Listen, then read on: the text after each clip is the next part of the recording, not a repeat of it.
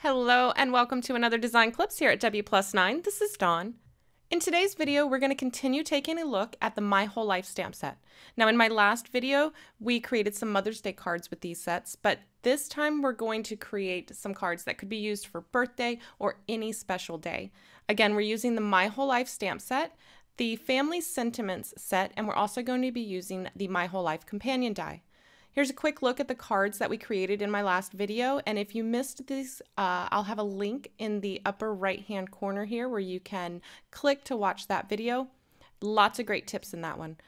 Now these are more traditional and involved, however today we're going to be taking a look at some more modern freeform designs. Again, I've stamped out some basic layouts on some copier paper that I have trimmed down to 4 1/4 by 5 1/2 inches. And this just lets me play around with my arrangement on cheap paper so that I'm not wasting my good cardstock. So let's get stamping. For this first card, I'm working on Neenah's Solar White 80-pound cardstock. I like to use the 80-pound for any of my layering panels, and then I save my heavier weight cardstock for the card bases. I don't want to add any extra bulk if I don't have to. So I'm going to use my guide here. I'm going to go ahead and put that into my MISTI, and I'm going to use that to line up just the base images of my stamps here. Pick that up on my MISTI door and remove the template. I've pulled out my colors. I'll be using Hayride, Wild Mango, Shell Pink, Sweet Nectar, Sea Breeze, Last Leaf, and then on one of these I'll be doing some dirty stamping, so I'll be combining those two colors, and our black. I love adding a crisp dark black to pastel colors because I think it keeps them from becoming juvenile and actually really makes the other colors pop. So for the larger solid image, I'm starting with our lightest color, which is Shell Pink. I'm going to stamp that, and then I'm going to replace our template and line up our next image. Now, if you don't have a stamp positioning tool, you can just stamp these out with an acrylic block and eyeball it. In fact, my template, I did just stamp it out with an acrylic block. It just happened to end up nice and centered and perfect. However, I wanted to use the stamp positioning tool for the video because it never fails Murphy's Law. I would have stamped it completely off center and jankety. So I'm using the MISTI for the video purposes. Okay, so I like to, again, just use the acrylic block to add in all of the extras. I really only needed the MISTI to make sure that my design would be centered in my panel. So for my leaves, sorry,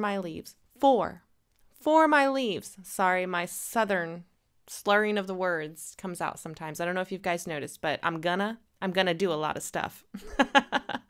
Okay, so what I'm doing here is what I like to call dirty stamping, and I do this a lot. It's not dirty as in that way. It's dirty as in residual ink left on the stamp. You'll notice here I've got a much softer, more blue tint to my leaves there. What I like to do is I will ink my stamp up with one color, stamp off, and then go into a lighter ink color. Now what this is going to do is there is going to be residual green left on my stamp, and then I'm going to ink it up with the Sea Breeze, which is a nice like seafoam green color, and that's going to give me a blend between those two, and it really extends the color range of inks that I have. So this is a great tip for those of you that may not have a ton of different colored ink pads. Any colors that will blend together pretty, you can get new colors by doing what I call dirty stamping. So like say you have an orange, or say you have a red and a yellow and you don't have an orange. You could ink your stamp up with red, stamp it off, then ink it up with your yellow, and you will get a more orangey color because those two colors will mix. Now, sometimes this will leave some of the ink on your ink pad. Like you can see there on my ink pad, you can see a little bit of that green there in the lower right corner of the ink pad. I'll show you how to get rid of that here in just a second. I'm going to continue on with this dirty stamping. I'm also doing a little bit of rock and rollin'. Gosh, I am dirty and rock and rollin'. Rock and rollin' is when you ink the stamp up with one color, and then you ink it up just around the edges. You kind of rock and roll the edges in another color. Here you can see I'm getting that excess ink, that ink contamination off of my ink pad. I just take the corner of a piece of paper and I press it over that corner until I get the clean ink coming through, the actual color it's supposed to be. Now in the design, there are a couple areas where one flower is tucked behind something else, so I need to cut a couple masks. I am too lazy to cut a full mask when all I need is a little corner. So I've stamped out my base image here on my scratch piece of paper. This is the same scratch piece of paper I've been using, and I've just cut out the corner that I need. I've lined that up over my image, and then I'll just stamp my other image. So there, it looks like this is behind the other flower. And I've done the same thing for the leaf at the bottom here. Cut out a little mask and then stamped my flower. Now this doesn't look like much right now, but this is a layering stamp set. The wonderful thing about this stamp set is the layers are not perfect or precise. They are meant to look a little offset, like offset printing. I love these types of sets because they give me permission not to be a perfectionist, and they're also great for beginners. So I'm going to come in and add the second layer on the flowers, and then I'm ready to stamp my sentiment and stamp all of the little filler things that make it unique. I'll be doing all of the filler images and the sentiment in our black ink, and to stamp the sentiment I'll be using the Mini Misty. This is a must for me. I cannot stamp a sentiment straight to save my life. I've ruined many a card that way.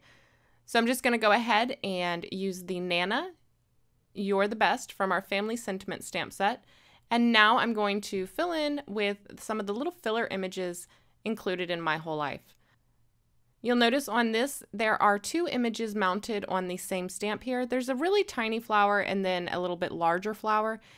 You could stamp these together at the same time, but really the reason I put these together on one stamp is because that one little flower is so tiny, like tiny, tiny, and it is just begging to get lost.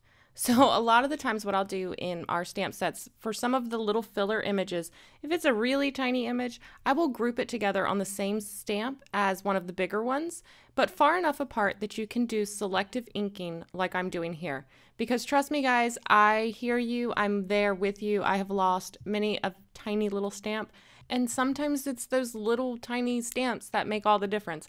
And it just, yeah, I get angry when I can't find it, when I lose it. So this card's almost done. We just need to mount it to our card base and add some final touches. So we're going to move right into the second card. We're going to be doing some Distress Oxide ink blending in Broken China, and I'm working on the Tim Holtz Distress watercolor cardstock. I am working on the smooth side, and I'm creating a color burst of this Broken China in the lower right-hand corner because I'm going to have a little collage of elements there in the right-hand corner, and this is just going to serve as a backdrop and kind of ground and hold all of those little elements together. Now, if you don't get your blend as smooth as you'd like, don't worry, we're gonna mask it or disguise it by adding a little bit of water. We're gonna use the Tim Holtz Distress Sprayer and spritz some water onto here. Now, I like to let mine sit for a second or two and really start to reactivate that ink, and then I'll just lift it off with a paper towel. If you want to do a little bit more, just add a few more spritzes there. Kind of move that water around and let it really reactivate that ink, and then pick it up. I'll set this aside to dry because I'm going to do some die cutting from it. And while that dried, I stamped and die cut some more of our flowers from the My Whole Life stamp set. And now that this is completely dry, I can go ahead and do my die cutting. I'm using the little aperture die that's included in the My Whole Life companion die, and it's got a grouping of all of the same little shapes of flowers and doodads that are included in the set. And I'm going to tape that in place using some washi tape. You'll notice I stuck it on and off the back of my hand several times, and that's because I wanted to remove almost all of the tack from this tape. I'm using the Gemini Junior, and it has superb pressure. So if I don't remove almost all of that tackiness off the tape, it will definitely tear my cardstock, especially since I am using the watercolor cardstock here. You'll see it did rip just a little bit there, but that's okay. I've got that water distressing going on in the background, so it's not that big of a deal. I'm going to do this twice, so I'm going to go ahead and relay down that die and run it through the Gemini Junior again. When I remove the tape, I fold it almost all the way back on top of itself and then pull really slow, and normally I don't get any ripping. Another little trick that I use is I use my bone folder to burnish out any creasing that the die edges may have left in the cardstock. I really don't have much of a problem with this except for with thicker papers. So this watercolor cardstock is quite a bit thicker and sometimes you'll get that impression, but using your bone folder you can easily burnish that out. I've arranged the flowers using some removable adhesive, and I'm going to go ahead and do my sentiment stamping. Now I want the sentiment to be stamped both on the background and on top of my die cut elements so that I can then pop up my die cut elements and the sentiment will be seamless and there won't be any gaps in it. And this technique does work best with a stamp positioning tool. I'm not going to say it can't be done without one, but I will say that I can't do it without one. And there may be an easier way to do this. If you know of an easier way, let me know in the comments below. Now you could do this in the reverse order. You could stamp the background, then replace the die cuts, and then stamp the die cuts. But I wanted to make sure that the whole composition fit together well. So I wanted those die cuts in there when I was lining up where I wanted the sentiment to be. So I went ahead and inked up the sister, stamped it, made sure that I had a good clean impression on those die cuts because that's all I'm worried about at this point. Did the same thing with For You. And you'll notice here that it didn't stamp clear on the background, but that's okay. I've got the clean impression on the die cuts, and that's what I'm worried about at this point. And in hindsight, I could have done the For You and the sister all at the same time, but I was creating on the fly here. Now I can remove the die cuts and restamp the entire sentiment all at once across the background. So I'll just re-ink it and then stamp it in place. When I replace the die cuts, I'll line them up over the sentiment and I'll adhere some directly onto the card base using some Gina K Connect glue, and others I will pop up with some scrapbook.com foam adhesive squares. I like to use the liquid adhesive for this technique when I'm adhering directly to the card base because it gives me a little bit of wiggle room to kind of scooch that die cut a little bit just to make sure that I get it perfectly placed before it grabs. And I almost cut this part out, but I figured I'd leave it in because we all do this, guys. We all make these mistakes. So when you're adhering the stuff to your project, you've got all these little holes in your project right now. Pay attention to where you're putting your adhesive so that you don't do what I do and glue or adhere your project to the table. You'll see here, I notice, I'm like, wait a minute, yep, I did. I've adhered it to the table. So I have to stop and shimmy it off the table. Now, I don't know if you've used the scrapbook.com adhesive squares, but those little suckers are fierce and they adhere like nobody's business. Luckily, I had glued it to glass, so it was easier to get off, but normally I can't. If I put something down with these on paper, it's there. That's where it's staying. If you need a really, really good foam adhesive, I highly recommend the scrapbook.com squares. So now I'm going to be more careful and pay attention to where I am adhering these. And with everything adhered, I just came in and added a few clusters of our filler flowers and elements just to fill it out and add a little bit of interest. I finished off both cards very similarly. So I adhered both to a standard A2 card base using some foam adhesive, and I trimmed out a little sentiment strip, heat embossed in white, on some Gina K cardstock. Now this is a beautiful coral color and it's included in their autumn assortment package, and it happens to match our Sweet Nectar ink beautifully. So our Sweet Nectar happens to be my favorite color ink, so I was very excited to see that this matched. For the first card, I just added a few sequins and gems from Studio Katia and Pretty Pink Posh, and that finishes off both cards.